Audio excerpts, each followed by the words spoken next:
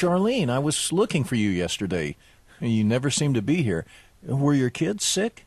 No, I was presenting my paper at the ASC conference. Oh, yes, of course. Well, what I wanted to ask is whether the subcommittee has met yet. No, we couldn't manage to get together until Tuesday. Shall I report back afterwards? That would be great. Sheesh, every time I'm out of the office, I get these comments. It never occurs to him that I might actually be working. You know, most of these guys really mean well. I know, but there's such a thing as killing you with kindness.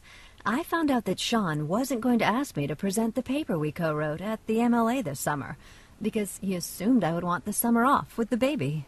Well, didn't you? My partner has parental leave, and we planned that she could take off during the MLA this year. That's great that you have help. What did you think of the faculty candidate? I'm looking forward to hearing his talk tonight at 5. See you there.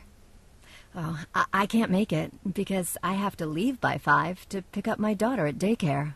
I have until 6. I'll be able to go for an hour, and I'll let you know what happens. I was very impressed with him. I'm eager to hear him talk about his research. Man, I wish they'd schedule these during the day. Killing mothers with kindness. Often mothers will find that they have not been considered for important opportunities on the assumption that they will not want them because she has a lot on her hands right now.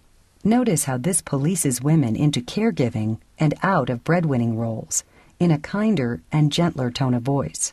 Mothers may also find they have to work twice as hard as their colleagues in order to overcome the strong negative competence and commitment assumptions triggered by motherhood. Finally, if the climate in academe is often chilly for mothers, it can be downright frigid for fathers who participate in family care. Did you hear? Sheila is beside herself. Really? Why?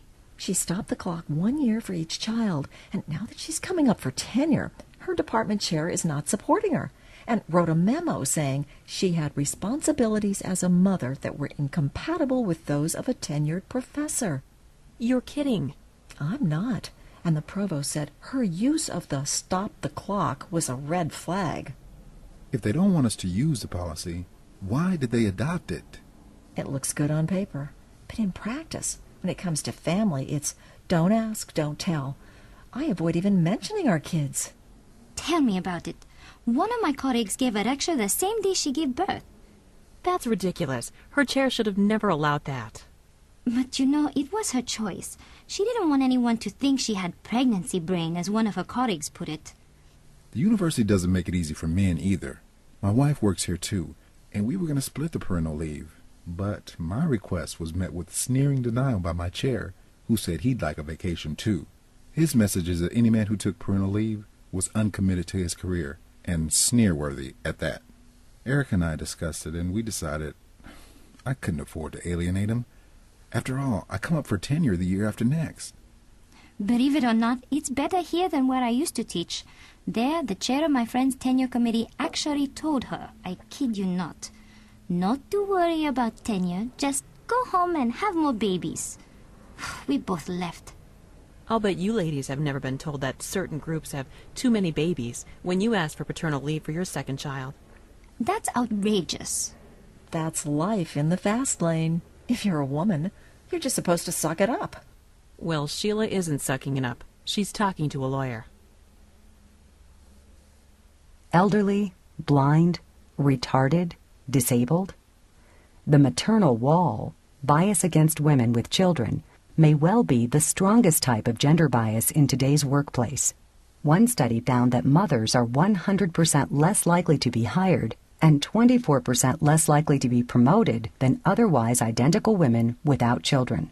Studies show that while businesswomen are seen as similar in competence to businessmen, housewives are lumped in with the groups perceived as least competent: the elderly, blind, retarded, and disabled, to use the words tested by researchers. When men take parental leave or otherwise signal that they have caregiving responsibilities, they may encounter bias that is equally strong or stronger than that faced by mothers. A striking feature of maternal wall bias is that it is often very open. People do not take the trouble to hide it because it is not seen as gender bias.